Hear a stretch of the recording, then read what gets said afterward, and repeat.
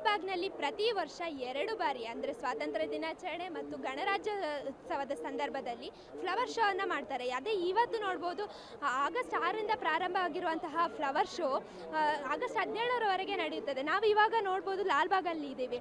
ಇಲ್ಲಿ ನೋಡ್ಬೋದು ನಗರೇಶ್ವರ ದೇವಾಲಯವನ್ನು ಹೂಗಳ ಮೂಲಕವೇ ಅನಾವರಣಗೊಳಿಸಿದ್ದಾರೆ ಅಂತಲೇ ಹೇಳ್ಬೋದು. ಅದೇ ರೀತಿ ಇಲ್ಲಿ ಚಾವುಂಡರಾಯನ ಬಸದಿಯನ್ನು ಕೂಡ ನೋಡ್ಬೋದು.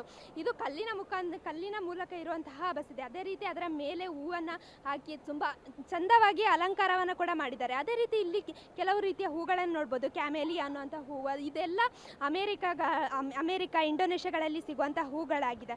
ಅದೇ ರೀತಿ ನಾವು ನೋಡ್ಬೋದು ಮುಂದಕ್ಕೆ ಹೂಗಳ ಅಲಂಕಾರವೇ ತುಂಬಿ ತುಳುಕಾಡ್ತಿದೆ ಅಂತಲೇ ಹೇಳ್ಬೋದು. ಅದೇ ರೀತಿ ಜನಸಾಮಾನ್ಯರು ಕೂಡ ಹೆಚ್ಚಿನ ಸಂಖ್ಯೆಯಲ್ಲಿ ಬರ್ತಾ ಇರೋದು ಈ ಫ್ಲವರ್ ಶೋನ ವೀಕ್ಷಿಸುತ್ತಿರೋದಂಥ ದೃಶ್ಯವನ್ನು ಕೂಡ ಕಾಣ್ತಾ ಇರ್ಬೋದು. ಅದೇ ರೀತಿ ಗಂಗರ ಸಾಮ್ರಾಜ್ಯದ ಮಹಾಮಂತ್ರಿ ಆಗಿರುವಂತಹ ಶ್ರೀ ಗೊಮ್ಮಟೇಶ್ವರನ ಮೂರ್ತಿಯನ್ನು ಕೂಡ ಇಲ್ಲಿ ಅನಾವರಣಗೊಳಿಸಿದ್ದಾರೆ. ಅವರ ಸಾಧನೆ, ಗೊಮ್ಮಟೇಶ್ವರ ಮಾಡಿರುವಂತಹ ಸಾಧನೆ ಎಲ್ಲದೂ ಕೂಡ ಇಲ್ಲಿ ತಿಳಿಸಲಾಗಿದೆ. ಅದೇ ರೀತಿ ಇಲ್ಲಿ ಹೂವಿನ ಮುಖಾಂತರನೇ ಈ ಅನಾವರಣಗೊಳಿಸಿರುವಂಥದ್ದನ್ನ ನಾವು ನೋಡ್ಬೋದು.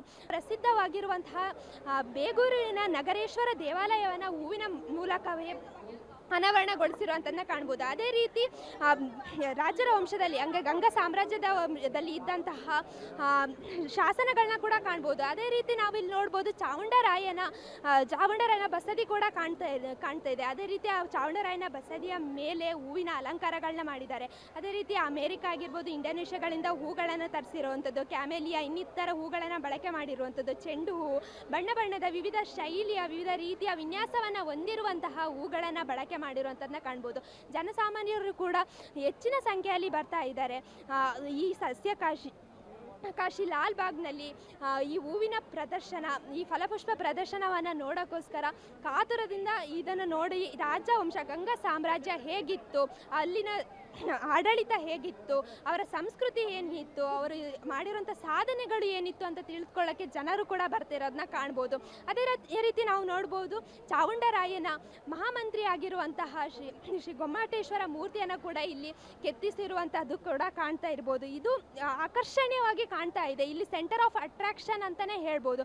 ಇಲ್ಲಿ ಕೂಡ ಜನರು ಸೆಲ್ಫಿ ಆಗಿರ್ಬೋದು, ಫೋಟೋಗಳನ್ನ ಕೂಡ ತೆಗೆದುಕೊಳ್ತಿರೋದನ್ನ ನಾವಿಲ್ಲಿ ನೋಡ್ತಾ ಇರ್ಬೋದು. ಇಲ್ಲಿ ಕೂಡ ವಿವಿಧ ರೀತಿಯ ಹೂಗಳನ್ನು ಬಳಕೆ ಮಾಡಿರುವಂಥದ್ದನ್ನ ಕೂಡ ಬಳಕೆ ಮಾಡಿದ್ದಾರೆ.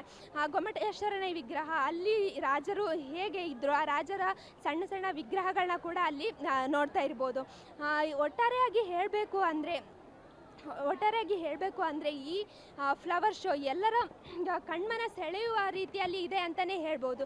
ಹೆಚ್ಚಿನ ಸಂಖ್ಯೆಯಲ್ಲಿ ಜನರು ಬರ್ತಾ ಇದ್ದಾರೆ, ಈ ಫ್ಲವರ್ ಶೋನ ವೀಕ್ಷಿಸ್ತಿದ್ದಾರೆ, ತಮ್ಮ ಒಪಿನಿಯನ್ನ ಕೂಡ ಹೇಳ್ತಿದ್ದಾರೆ. ನಮಗೆ ಫ್ಲವರ್ ಶೋಗೆ ಬಂದು ಏನೆಲ್ಲ ಅಂದರೆ ಹಿಸ್ಟ್ರಿ ಅಂದರೆ ಗಂಗಾ ಸಾಮ್ರಾಜ್ಯದ ಇತಿಹಾಸನ ತಿಳಿದುಕೊಳ್ಳೋಕ್ಕೆ ಖುಷಿ ಆಯಿತು ಅನ್ನೋಂತಹ ಮಾತುಗಳನ್ನ ಕೂಡ ಕೇಳಿ ಬರ್ತಾ ಇದ್ದೀವಿ.